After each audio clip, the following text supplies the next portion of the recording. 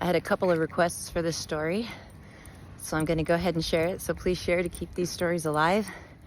Also, I'm on Instagram, Facebook, and YouTube under Veronica Lightning Horse, if you want to follow me there. How the robin got his red breast. Once when the world was much, much younger, many of the people still lived in caves. The robin was just a dusty gray little fellow with a beautiful song.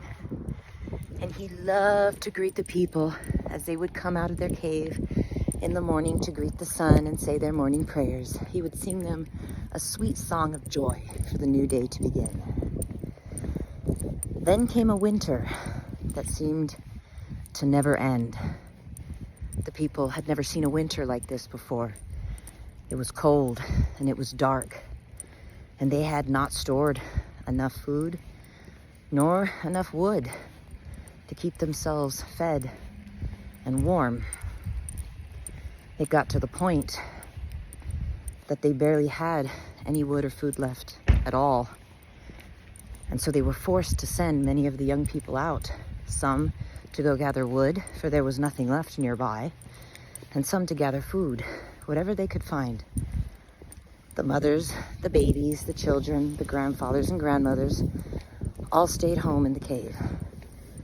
The grandfather was committed to keeping the fire alive, to keep everyone warm, but had very little to do so. So he tried to ration it out as best as he could.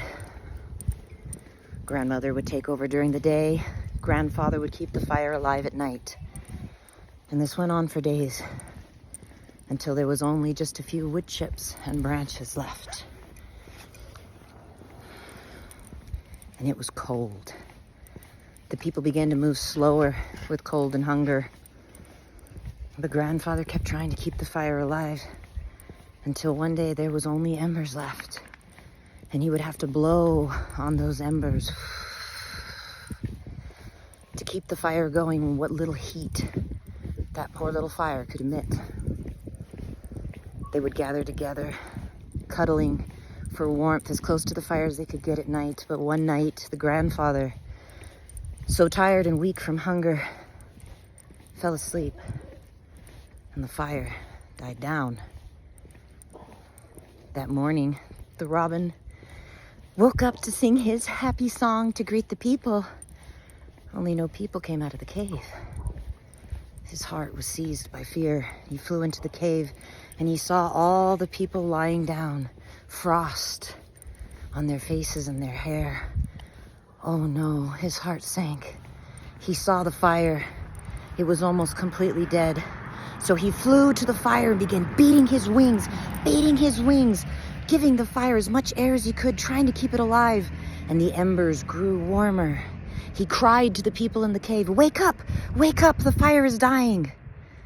But no one moved. Terror gripped his heart as he beat his wings to reinvigorate that fire. Nobody moved. The voice of fear crept in, telling him, they're gone. Just give up. But the voice of faith and determination said, no. Perhaps if they're warm enough, they are still here. So he beat his wings. Ash began to settle all over the cave. Still no one stirred. His chest and his wings began to go hot from the fire. He was so uncomfortable. The voice of fear growing louder. They're gone. Give up. You are too late. He had to fight, to dig, to strengthen the voice of faith and determination in him. And he kept beating his wings, focusing only on the voice of faith, praying. It wasn't too late. And then he heard a baby cry. Reinvigorated, he continued to beat his wings. But he was so hot, his chest was burning. But he refused to give up. He prayed for strength because he had no idea how long he would have to keep it up, how many of them were gone, how many of them remained. But he refused to give in, and just when he thought he had no more strength left in his little gray body, he heard a call from behind him. and in came rushing in the young ones, carrying wood. They cried in fear, dropped the wood because none of the people were stirring, and they went quickly, one of them to build up the fire. The poor Robin dropped exhausted to the floor. One of them scooped him up and carried him to the corner. Oh, Robin, thank you, thank you, thank you. As the cave warmed, people began to stir. And Robin, exhausted, laying there, watched them come to life and fell asleep, knowing he had done all he could do and the people would live to hear his happy song once more. The next morning, he woke up in the cave with the people, and everyone awoke with him. And he did. He sang his happy song to the people. But the people stared at him strangely. What? Said the Robin. And they pointed to his chest. And he looked down. And there in his chest was a beautiful glowing red that we still see the robin carry to this day. So when we see the robin with his red breast, we thank him for his devotion, for saving the people that long winter so long ago. I love this story since I was a girl, because it always reminded me that we do have that duality within us. We have the voice of fear, the one that cries to us, give up, it's not good enough, we don't deserve, maybe we're not worthy, it's too hard, it's not worth it. And sometimes the voice of faith and determination is much, much quieter than the voice of fear.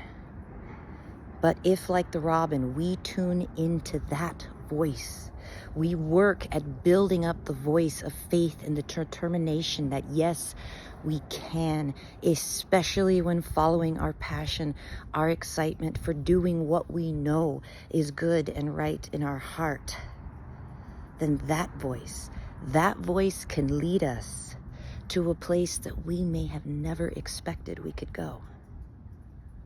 So when you find yourself in a place of pressure, perhaps even between the rock and the hard place, where the only choices before you are painful and slightly less painful, pay attention. Remember the robin, to what voice you are tuning into. Much love, relatives. Have a beautiful new year.